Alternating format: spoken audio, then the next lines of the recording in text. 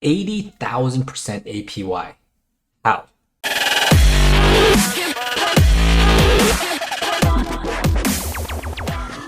Hello everyone and welcome back to Real Talk Fire. Real talk here about FIRE, which is a journey onto retirement. If you haven't done so already, please subscribe, like, and comment on this video. I give away a ton of stuff all the time, but more importantly, you're going to follow me and a wifey's journey onto early retirement. We are in year 2 of 10, and hopefully by watching us, maybe trip, fail, maybe succeed, you will get there yourself. I don't know what your time frame is, 5, 10, 20, 30 years. Stay tuned because we got a lot of stuff coming for you. No, not clickbait, and you heard that right. 80,000 APY. How's that even possible? And we're going to get into that today. And that's all because of crypto and the DeFi space. DeFi is absolutely on fire right now. And the word itself, I like it a lot. DeFi, it sounds like defying the odds, defying the traditional banking system, defying the 0.6% savings or APY rate that you're getting from your Bank of America or Chase. We're defying all of that. And truly, I believe decentralized finance is the new wave of finance. I just watched a video of someone selling call and put options, and it was a lot of work. This guy made money though, a consistent 2% a month, which is about 24% a year. Kudos to him. 24% is not bad compared to the average return of 7% on broad index funds, which I got involved in early on, and I'm still investing into broad index funds. Check out my videos below on that. I got a lot of boring investments, or some would think boring. I have index funds, I have real estate, and I have my crypto from 2017, and now NFTs, and now DeFi. Before we get into the meat of this video, this is not financial advice. I'm not a financial advisor, just some guy YouTube documenting his journey. In fact, I encourage you to watch the boring stuff, index funds, real estate stuff, before you get to this part, because I have all those building blocks. And what I have allocated here is just speculative investments, a small percentage of my portfolio. So if you're ready, strap in because we're about to go on a roller coaster ride. We're going to go over 2 main projects today, but the main daddy of them all is Olympus. If you haven't heard of this, then let me break it to you because they're paying out an insane 8,238% APY. You think that's nutty? When my friend told me about this, it was 16,000%. And I thought, no way am I getting involved into this rug pull. That's totally not gonna happen to me. A few months later, or a month later, I got in, and that month cost me probably a small fortune. What is OHM? OHM is targeting to be one of the first decentralized reserve currencies. So there's a lot of stable coins out there, USDT, USDC, and these stable coins represent $1. So if anything happens in the market, it won't fall underneath $1 because of the stablecoin. Supposedly all stablecoins are backed 1-to-1. Of course, USDT had a big lawsuit, which they paid someone off and got off the hook. I don't know how they did that, but that is a short explanation of a stablecoin. A reserve currency aims to be a stablecoin, but not pegged to the dollar. How's this different is that they're not pegging to a dollar currency. They're actually holding and owning their own liquidity.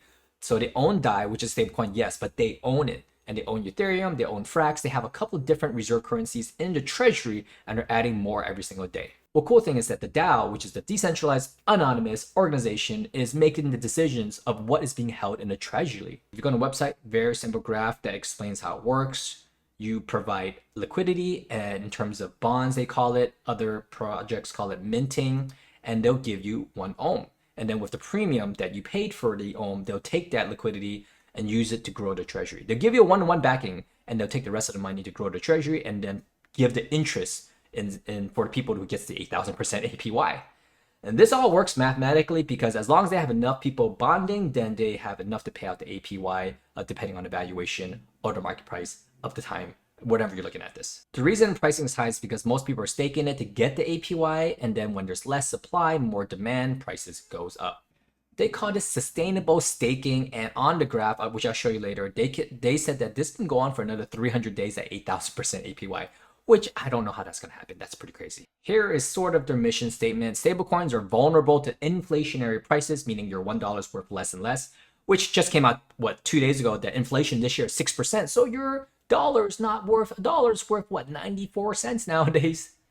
And it also says Bitcoin, Ethereum suffer from market crashes or manipulation. None of this is a true store of value or a true stable coin.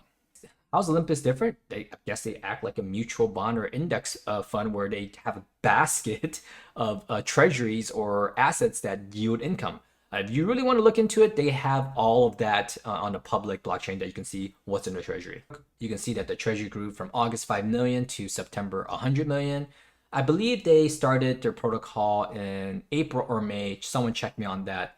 But they have rapid adoption and growth, and they're doing pretty well right now. And maybe a mini endorsement from Mark Cuban. Mark Cuban has been known to be very active in the DeFi space. He actually programs within the space itself. This is not a stamp of approval, but Mark Cuban bought or has staked over 228 OHM. I'll put the link down in the description. He's already rich, so he might be a lot. Okay, I was wrong. 536 staked OHM. Right now, it's probably worth a lot more because this was back in July time. So where can you buy OHM? Right now, you can buy most of the liquidity is in SushiSwap, but Ethereum prices are sky high. It cost me about 250 bucks to stake, buy, and transfer all my OHM, and that was back in like, I don't know, September time. Now it's November. It probably doubled or tripled for you to stake your OHM. So I'll show you a workaround that a little bit later. You could buy it off of gate.io with USDT, so that will save you a little bit of gas fees, but you still have to stake it there, and I'll show you the website where you go do that. All right, so you go to this website here. I put the link down below, and this is when you transfer in your tokens to your MetaMask, then you connect your MetaMask with this platform. All you have to do is click max, so what you want to stake. I have 0 in there. You click stake. You have to do this twice now. The first stake just gets it into your balance. Then you got to click stake again to where it actually stakes. I had a friend who thought he staked something. I think it was like a week or two was sitting there. He thought he was gaining the APY, got nothing, went back, and it turned out he didn't stake it at all. Now that's if you bought it off of SushiSwap, Uniswap, or Gate.io. If you wanted discounted OHM, you can do something called bonding. I'm not going to get into the intricacies of bonding. There's a lot of YouTubers that go over this. Basically, it's very simple. You provide liquidity in terms of DAI, wrap Ethereum, Frax, which is a stable coin, and you get this discount on your OHM. There's other videos that talk about that, so I'm just going to go over the dashboard really quickly for you guys. Here you can see the risk-free value of the treasury, which is just their stable coin holdings. So DAI, Frax, LUSD, those are all stable things that don't fluctuate a lot. You can see here that they have $169 million worth of the stable coin in the treasury. And you can see up here that there's only 4 million OHM in circulation. So already you can see that there's a $4 to 1 backing. So if you buy OHM right now for $888, the worst it can ever crash down to is $4. And that's only if you go through the risk-free value treasury. If you go with the market value treasury, which is really what they have in the treasury, it's worth $673 million. But as you can see here, that includes Sushi, includes Ethereum, and it's going to include some other stuff in the future as well. If you take 673 million market value divided by the 4 million OHM out there, that gives you about $168 per OHM. So if everything was to crash today and they were forced to liquidate to pay you guys out, then for 1 OHM, you get $168, which, divided by the OHM price today is about a 5.2 multiple. So you're paying about 5.2 times more the premium for OHM today, which is not bad. A lot of tech stocks trade at a premium of 25x, 50x earnings. This is not apples to apples, this is apples to oranges. They don't have any earnings here, but the treasury at least is worth a lot, and I just needed something to compare it to. I mean, look at some of the projects up here. Solana's good. Cardano, I don't know if Cardano makes 69 billion. So the market cap 69 billion. That doesn't mean that's how much their ADA is worth. Their ADA token is worth $2, but it's only worth $2 on a certain amount of liquidity. After that, it's probably going to go down to 0. What I'm trying to say is OHM is trading above its earning or treasury. However, look at these guys. Dogecoin 34 billion. What earnings does Dogecoin produce besides transaction fees? It's inflationary. They don't have a treasury. Why is it worth $34 billion? OHM, you actually have assets back there, backed, and they're only worth, how much is their market cap right now? Let's go take a look. And the market cap's 3 billion, 10 times less than Doge, and Doge does nothing. Doge doesn't have a treasury. It can go to kaput tomorrow. I'm not telling you to invest into OHM. I'm just saying that the fundamentals on this aren't that horrible. It is trading very, very high, and the APY is pretty crazy. But if you take a look down here, it gives you a runway of about 315 days at today's bonding levels. Now, if the bonds drop, this valuation is going to drop lower as well. Because the APY, all that stuff's going to interchange, and the APY changes, everything changes when there's not enough bonding. And of course, the APY is not going to stay up here forever. You can take a look here. APY was at 117,000%. down to 16,000% when my friend told me about it, and I got in around like 7,000%. And they made a change in the protocol to adjust the APY, and that's why they have a longer runway. And that was part of the DAO voting. So if you want to be part of the DAO voting, go into the Discord. I'll put the link, or I'll try to put the link down below. You can check out there how you can do some DAO voting as well. Even the founders themselves said that this is an experiment, however long ago that was in April or May. And the experiment's going pretty well. However, they did say invest with your own risk. They're constantly in there updating the protocol. Olympus 1 is going to be updated to version 2 soon. In fact, they've done so well that there's been a lot of copies of Olympus, around 22 copies plus. So much so that they are trying to temper all these copies on different smart chains. And in fact, they're going into franchising. Look here, they're like McDonald's. November 8th, which wasn't too long ago, they said that Olympus Pro is expanding to the Avalanche platform. This is good news and bad news. Good news is that they're franchising there. Bad news is that I'm invested into the Avalanche OHM, which is called Time. I'll show you that in a second as well. But good news overall, because we believe that with this protocol on Avalanche, they're going to take some distribution back into the OHM treasury, making the OHM treasury a little bit more robust, and I'm all for that. One small point I want to make really quickly is that if you don't want to pay gas prices, you can purchase something called wrapped OHM. So you go on the website, go to the top right, you see the wrapped OHM price. Basically what that is that if you had 1 OHM since the start of the protocol, which I forgot when the start date was, until now, that 1 OHM would be worth $28,530. And they call that staked OHM. Now, wrapping it, meaning you can just purchase it off a different network. And right now, Avalanche is one of those networks where you can buy wrapped OHM. Buying wrapped OHM is a little bit better because you don't have to pay gas fees. You buy it off the Avalanche network, and Avalanche is super fast. It can support tons of transactions, not pennies, but like 10 cents for you to transact and purchase OHM versus the 300 that I spent on gas fees to buy OHM.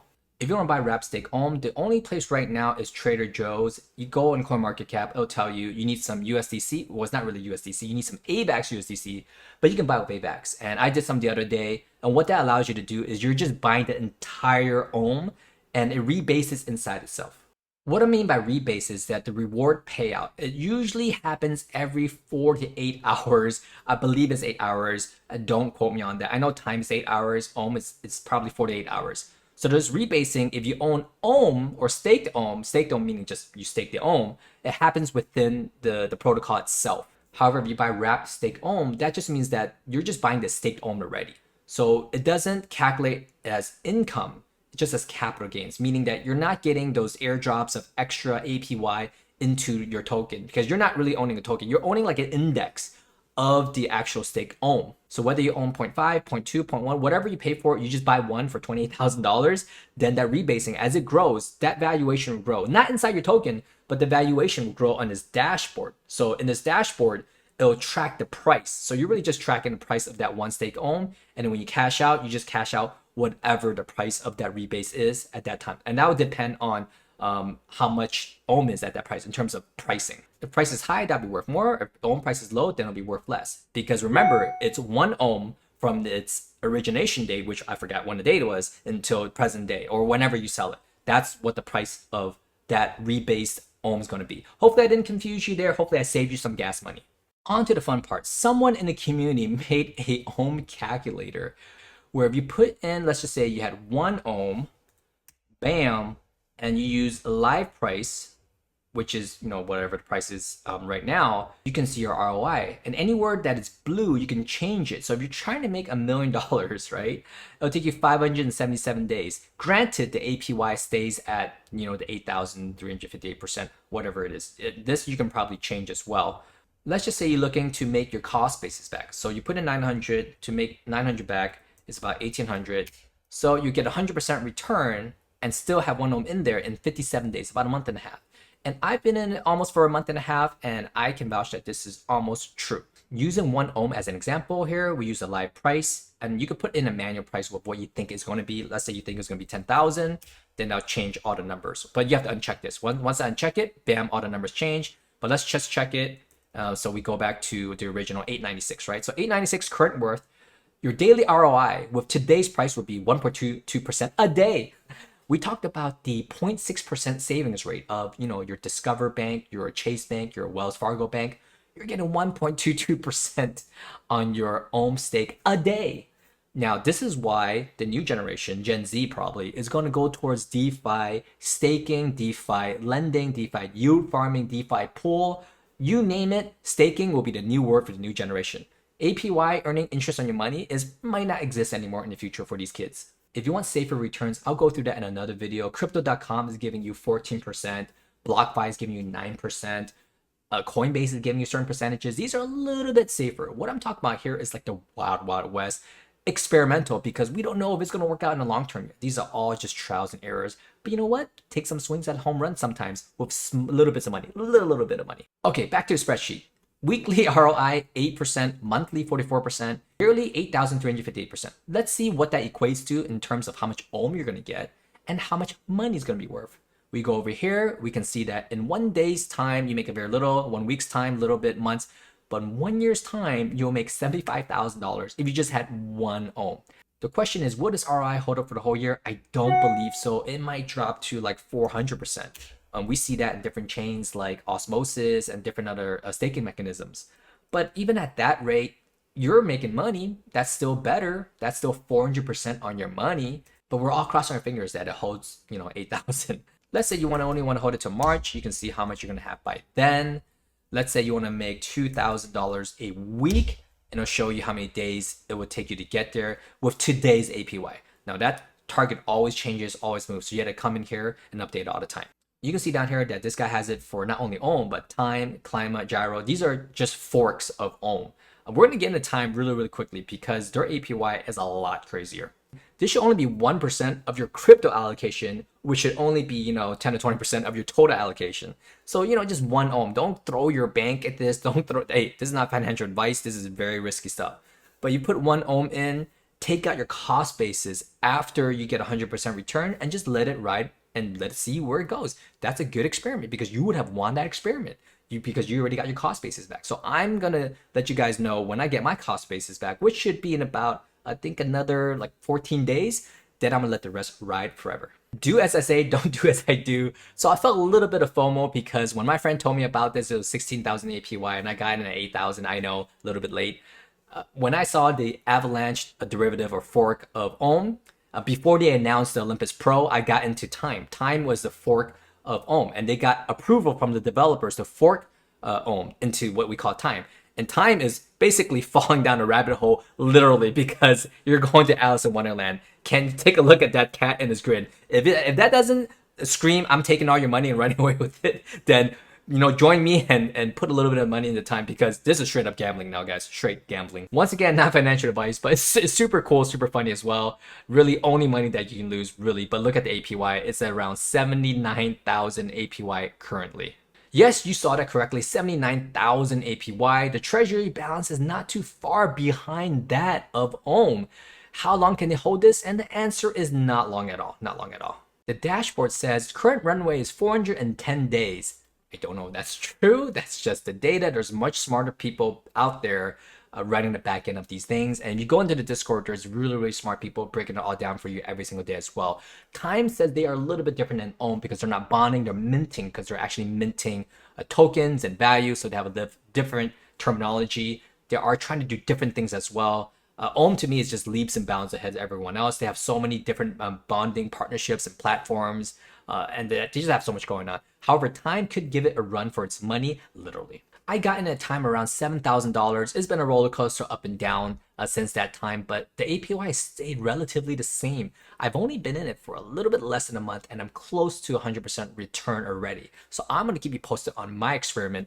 There's no wrapped time because it's cheap. You don't need to wrap time because Avalanche fees are like 10 cents. Don't need to spend $300 staking there in Ethereum base, which is Ohm. You can do it here at Avalanche. You got 1 time. Let's take a look with the current APY, what it's going to be in a year's time. Or let's take a look at the daily ROI. Okay, the daily ROI is close to 2%, weekly 13%, monthly 70%.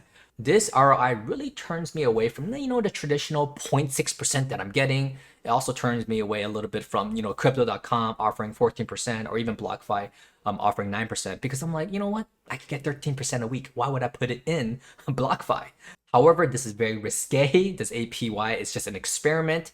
But you know what? We like experimenting. Okay, let's say you want to make your cost basis back and have the same amount of time. That would be double the time, right? That would be 16,000, let's say $600.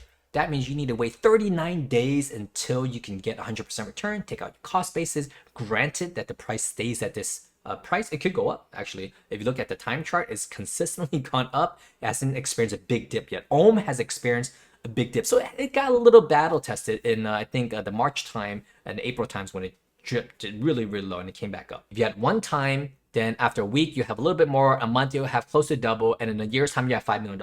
Now that's not going to happen. You're not going to carry 63% ROI for the whole year. I would love to be wrong. I would love to be proven wrong here, but that's definitely not happening. Just like OHM, the purpose of this project and of this blockchain is that the APY is going to get a little bit lower as the treasury goes up. It's going to stabilize the price. And in the future, the APY is going to pay out a lot less as well. And in the future, it's going to be less enticing for people to come in because they're only get 100% return. Well, only. Or like it'll go to like the traditional banking rates. It's going to go to like 10%, 20%, something like that. Something that's not as crazy. And by that time, there'll be another protocol where everyone just jumps into. Now, does this make this a bad project? Who knows? There might be different innovations, different bonding requirements, different liquidity, yield farming. And I'm seeing a lot of different types of gamifications, believe it or not. OHM actually has a game where they are using it to increase their treasury balance through penalties. So it's very interesting. This is the way that banks, I'm not sure if banks can do this with regulation, but you know what? In a DeFi world, anything can go. They can have gaming, they can have these crazy APYs, they can have bonding, liquidity. There are so many things, you know. There's a site that came out the other day about how you can buy and sell puts on OHM, which is to me really crazy. I don't know how that works at all. I definitely don't recommend it, but these things are out there. The derivatives are out there, just as in the traditional stock world. It's coming in the DeFi world, but DeFi is really just rocking banking right now. This is the future of banks. There you have it, guys. Today's super quick video. I just want to give you a high level on the two projects that I am in. I don't usually do this. You guys see my other videos. I'm in index funds, real estate. I have mainly Bitcoin, Ethereum. This is like just wild west, very small percentage of my allocations and portfolio. So take this with a grain of salt or whatever you want to take it with, a grain of pepper, whatever. Now you can't say I never told you what I'm investing into. This is very speculative. Retiring early is great, but you know what? You want to get there safely. You don't want to be out of the game. Anything that has the potential to take you out of the game, don't do it. So if this takes you out of the game, don't do it. If you're feeling a ton of FOMO, don't just put in maybe like $10, whatever it is. Even a little bit can go a long way. You don't have to do a lot. Like $800, you know, don't scoff at that. You could buy one OHM and it could grow to, you know, a huge amount. One time though, $9,000, $8,000, I would not recommend it, guys. I would not recommend it. I didn't even start with 0.5 that you saw. I started with way less than that. I think like $1,000 worth of time. So really, guys, just be really careful out there. You can get rug pulled. There's a lot of people that did get rug pulled with OHM forks, and that's why OHM is stepping out there, franchising these things to let them know, like, hey, we're gonna put our name out there. We're not going to lose your admin keys or take or just disappear. We're gonna be here to work the protocol. And really, this can happen with any token, not just OHM, right? It can happen to like Solana, for instance. Something could implode, something can happen. I don't think that's gonna happen, but you know what I'm saying? There's a lot of risk out there, so just be very careful. Really, my whole purpose is to show you that crypto, NFTs, DeFi is changing the world. There's so much innovation in NFT space, crypto space to help with companies, and now in banking to really give you the power back to the people, because this is what banks do. Banks take your money, lend it out, makes tons of interest, and now we have the opportunity to do the same in somewhat of a similar fashion. Now, regulation is going to come fast and hard soon, one day. We don't know when that's going to be, but really enjoy having some power back now. Support the space, promote the space. You know, there's that's why I like Mark Cuban, because he's in DeFi a lot, because he believes in what the purpose of DeFi, blockchain, and what it's going to do for the banking system. If you have something you believe in, blockchain might not be the solution. Sometimes blockchain doesn't work for everything, but if it does, then apply to whatever you're working at and innovate and really build that community and really help promote your space, your passion. So it doesn't have to be, you know, NFTs, doesn't have to be crypto, doesn't have to be banking. It could be in your areas of expertise. You might think these returns are crazy, but there are much crazier things out there. If I get into some, I will definitely document it here. There's people double dipping. You can lend out your staked coins and over leverage yourself, but we're not going to get into that today. It's really down a rabbit hole if you go follow, you know, Time, the cat into Alice in Wonderland, which I think is great branding, because I really like Alice in Wonderland. I really like going down rabbit hole.